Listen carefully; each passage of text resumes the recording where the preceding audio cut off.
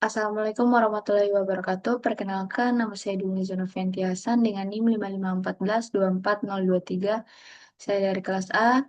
Pada kesempatan ini, saya akan mempresentasikan hasil ujian tengah semester tugas besar dari mata kuliah Desain Arsitektur 3 dengan judul Perancangan Perancangan Kawasan Kantor Camat. Langsung saja kita ke pendahuluan. Sini ada latar belakang. Sini dijelaskan perkembangan kawasan perkotaan pada tingkat kecamatan merupakan bagian dari dinamika pertumbuhan kota yang dipengaruhi oleh peningkatan jumlah penduduk, aktivitas sosial, ekonomi, serta akan pelayanan publik seiring berjalannya waktu. Pertumbuhan tersebut sering berjalan langsung secara spondalis, dan kurang terarah, sehingga menimbulkan berbagai permasalahan perkotaan, seperti ketidaksesuaian tata guna lahan, kepadatan pengguna, keterbatasan infrastruktur, dan berkurangnya ruang terbuka hijau, serta menurunnya kualitas lingkungan dan kegunaan kawasan. Selanjutnya ada maksud dan tujuan. Maksud perancangan kawasan perkotaan tingkat kecamatan adalah sebagai upaya peralatan dan pengembangan ruang kawasan secara terpadu guna mengakomodasi pertumbuhan penduduk dan aktivitas masyarakat serta mengatasi permasalahan perkotaan yang mengacu pada skala kecamatan. Sini ada rumusan masalah. Pertama itu bagaimana ketersediaan dan keterpaduan infrastruktur serta fasilitas pelayanan publik di tingkat kecamatan. Yang kedua, bagaimana permasalahan utama kawasan tingkat kepadatan bangunan, kualitas lingkungan, dan ketersediaan ruang. Yang ketiga yaitu bagaimana kondisi existing, tata guna bahan, dan pola ruang pada kawasan perkotaan tingkat kecamatan. Selanjutnya ada lingkup dan batasan. Yaitu yang pertama penataan tata guna lahan kawasan perkotaan kecamatan beserta fungsi penduduknya seperti pelayanan publik, ruang terbuka, dan fasilitas umum.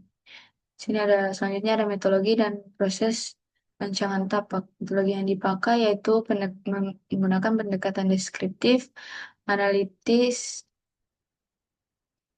konseptual, yaitu melalui pengumpulan data, analisis kondisi existing, perumusan konsep, hingga penggunaan desain tapak yang responsif terhadap konteks lingkungan, sosial, dan fungsi kawasan perkotaan kecamatan.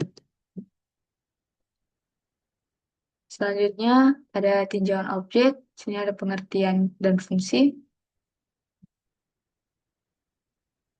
Ya, di sini dijelaskan kawasan perkotaan tingkat kecamatan adalah wilayah administratif setingkat kecamatan atau bagian dari kecamatan yang telah berkembang sedemikian rupa sehingga memiliki karakteristik fisik, sosial, dan ekonomi layaknya kota. Berikut adalah beberapa fungsi objek rancangan, yaitu pusat pemerintah kecamatan, fungsi sebagai pusat pelayanan sosial, pusat kegiatan ekonomi lokal, dan kawasan permukiman, dan berfungsi sebagai pusat interaksi sosial dan budaya. Selanjutnya ada jenis dan tipe klasifikasi objek. Di sini ada jenis pendekatan perancangan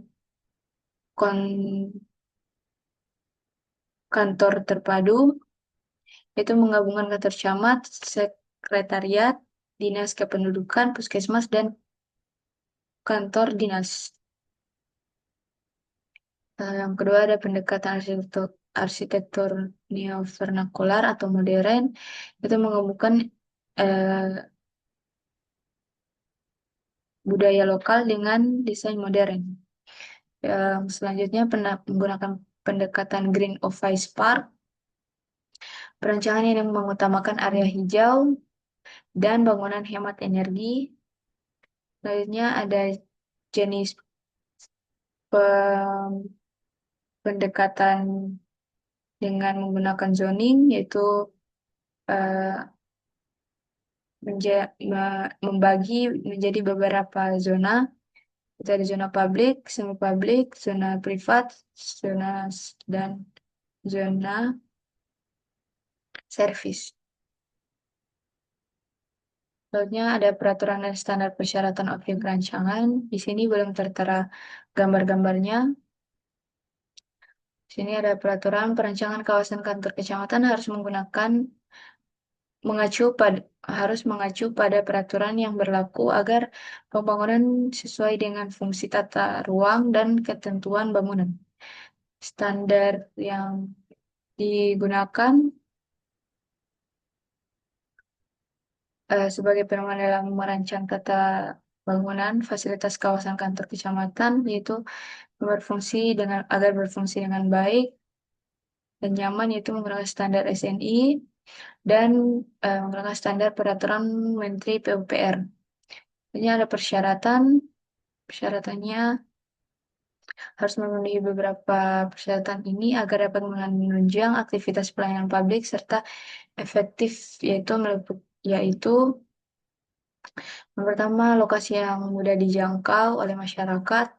Kedua, tersedia area parkir. Yang ketiga, memiliki sistem sirkulasi kendaraan dan pejalan kaki yang jelas. Dan yang terakhir, tersedia sistem utilitas kawasan seperti drainase, air bersih, dan listrik. Dan ya, di sini ada studi banding. Di sini saya mengambil 3 studi banding yang ada di Gorontalo, itu kantor camat Kabila, kantor camat Kota Tengah, dan kantor camat Kota Utara. Kawasan kantor camat Kabila berada di tepi jalan sehingga mudah dijangkau oleh masyarakat, memiliki fasilitas yang lengkap. Kelebihannya memiliki fasilitas yang cukup lengkap dan memiliki 2 RTH. Selanjutnya ada kekurangannya, yaitu tata letak bangunan masih belum teratur. Eh, Studi banding kedua yaitu kantor camat Kota Tengah. Kawasan kantor ini terletak di Kota Tengah, di tengah kota sehingga lahan relatif terbatas. Beberapa fasilitas umum juga terletak cukup agak berjarak atau jauh.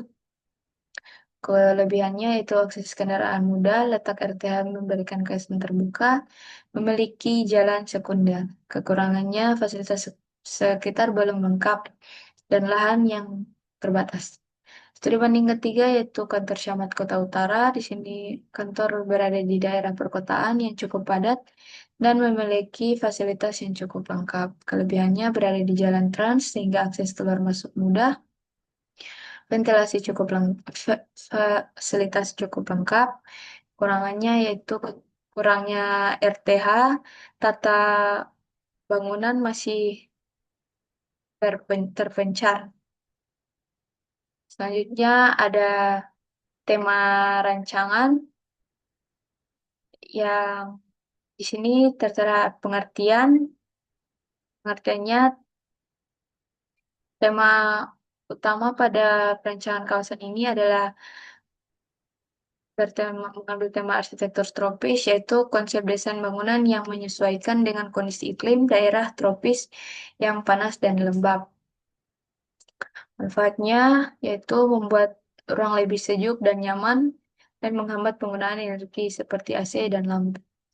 Di sini saya mengambil tema rancangan bioklimatik arsitektur, yaitu yaitu tema arsitektur yang menggunakan pendekatan desain yang melaraskan bangunan dengan iklim dan lingkungan setempat untuk mencapai kenyamanan termal dan visual serta menghemat energi.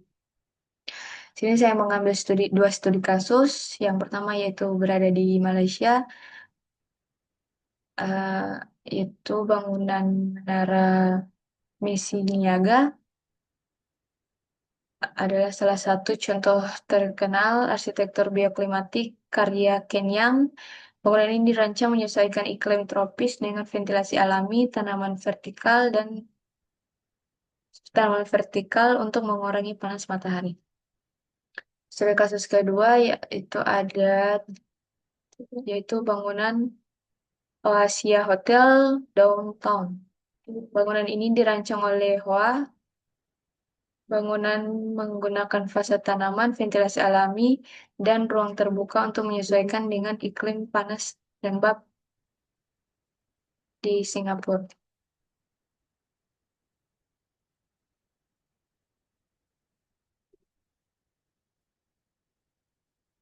Selanjutnya ini ada pemilihan lokasi. Di sini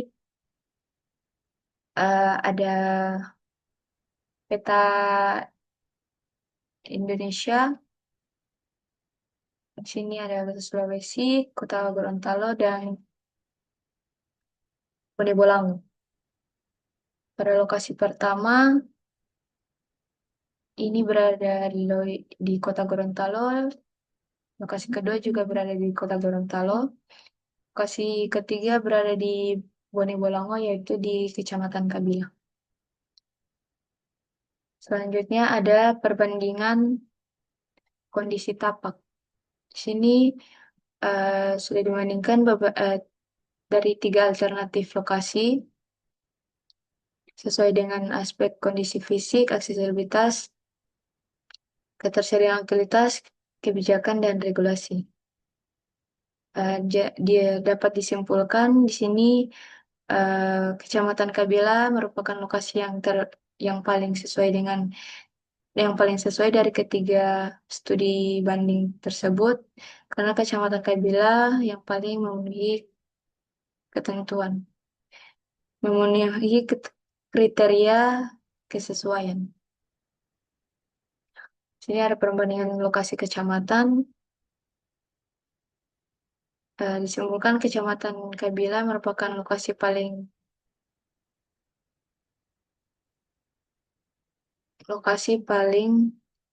sesuai dari ketiga lokasi tersebut yang sudah dijelaskan tadi. Sini ada data existing. Ini adalah tapak yang telah kami ambil di Kecamatan Kabila. Data analisis di sini ada strengths, yaitu kekuatan. Di sini mudah diakses dari jalan utama atau transportasi umum. Kedua yaitu tersedia jaringan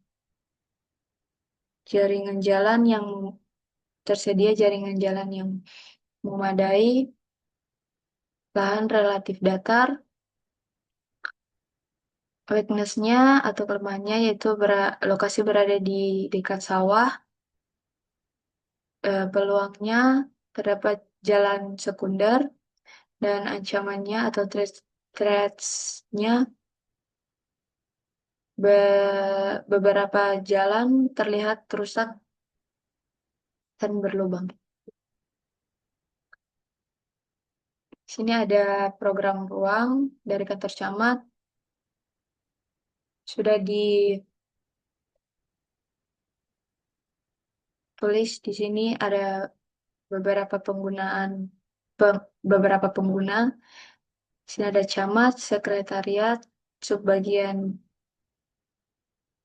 subbagian umum dan kepegawaian, subbagian keuangan, saksi ekonomi dan pembangunan, saksi tata pemerintahan, seksi pemberdayaan masyarakat dan desa, seksi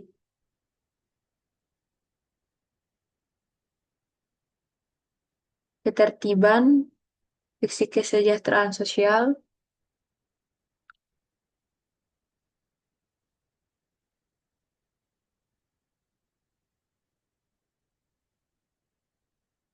dan ada pengguna tidak tetap yaitu masyarakat dan tamu dinas. Kebutuhan ruang yang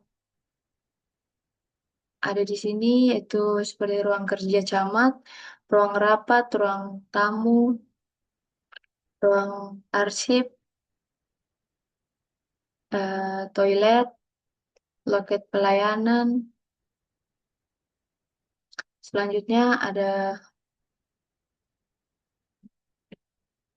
Program ruang kantor pos dan bank, di sini ada penggunanya seperti kepala kantor, teller, petugas loket, staf administrasi, masyarakat, dan kurir eksternal. Ruangan yang dibutuhkan seperti ruang tamu, ruang kepala kantor, toilet, loket teller, ruang kerja, ruang arsip, lobby, eh, program ruang bank. Di sini ada penggunanya teller bank, manajer cabang, admin kredit, security, nasabah, dan mitra kerjasama. Kebutuhan ruangnya ada ruang tunggu, ruang transport, ruang transaksi, ruang penyimpanan uang, ruang kerja, ruang rapat, ruang arsip, ruang konsultasi, eh, ruang istirahat, ruang tunggu, ATM, dan ruang rapat. Selanjutnya ada koperasi. Di sini ada aktivitas penggunanya tuh ketua ketua koperasi, sekretaris, bendahara, pengelola operasional, kasir, pengawas, dan masyarakat. Ruang kebutuhan ruangnya itu ruang rapat, ruang tamu, ruang arsip, ruang administrasi, ruang bendahara, ruang program ruang selanjutnya itu KUA. Penggunanya seperti di Kepala KUA, penghulu agama, pengelola administrasi, bendahara, dan masyarakat. Kebutuhan ruang yang akan digunakan itu yang akan diperlukan itu ruang Kepala KUA, ruang rapat, ruang tamu, ruang penyuluhan, ruang kerja atau penyuluh, ruang administrasi, dan ruang arsip. Selanjutnya ada program ruang puskesmas. Di sini ada dokter umum, perawat, bidan, tenaga laboratorium, apoteker, ahli gizi, tenaga kesehatan masyarakat, staf administrasi, petugas keamanan, petugas kebersihan, dan pasien. Kebutuhan ruangnya yaitu ruang poli umum, ruang perawat, ruang KB, ruang lab, laboratorium, ruang kerja kesehatan lingkungan, dan ruang arsip. Selanjutnya ada program ruang damkar. Penggunanya sini ada kepala damkar, sekretaris,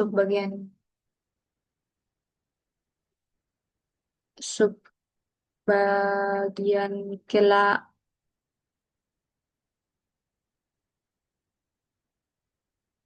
operator atau petugas komunitas,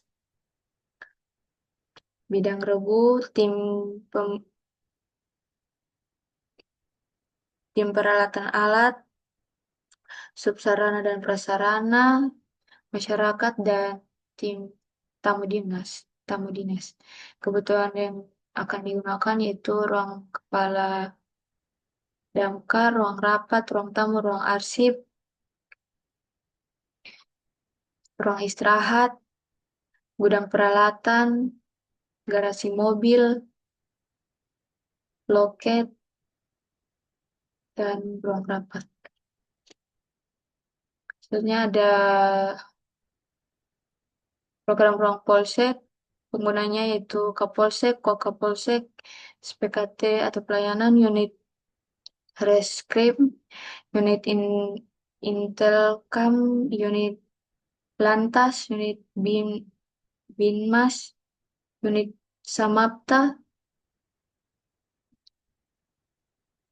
ada petugas jaga masyarakat, tahanan, dan tamu dinas.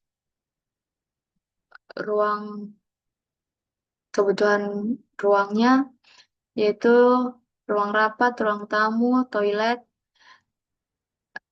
ruang tunggu, pos jaga, toilet umum, dan ruang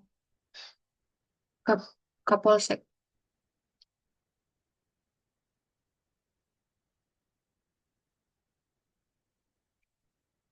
Sini ada program-program dari fasilitas ibadah atau masjid. Sini ada penggunanya, jamaah, dan kebutuhan ruangnya yaitu seperti tempat ibadah, toilet, dan mimbar.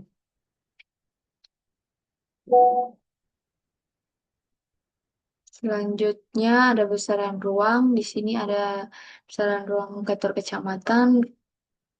Kebutuhan ruangnya itu ruang kerja camat, luas rencana yaitu 9 meter persegi, ruang rapat, ru- lu- luas rencananya yaitu 20 meter persegi, ruang sekretariat, luas rencananya 10 meter persegi, ru- ruang arsip, luas rencananya yaitu 7 meter persegi, dan ruang tunggu, luas rencananya 15 meter persegi, ruang tamu, luas rencananya itu 10 meter persegi, dan ruang staf, luas rencananya 20 meter persegi, dan toilet, luas rencananya yaitu 3 meter persegi.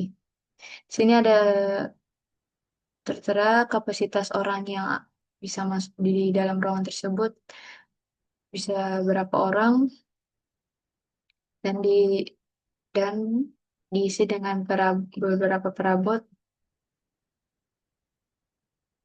Selanjutnya ada alternatif zoning.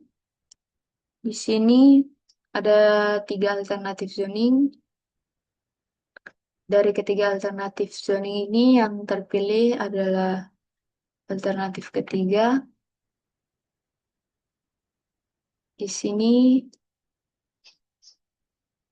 belum ditulis bangunan-bangunan apa saja yang tertera di sini.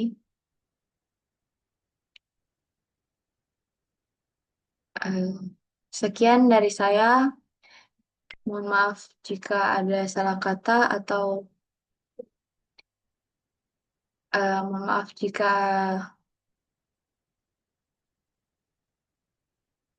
terlalu banyak. Wassalamualaikum warahmatullahi wabarakatuh.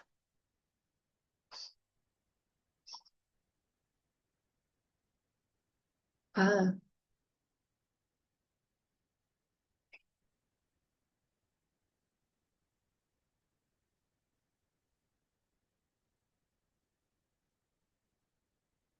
Aneh, jadi pas mau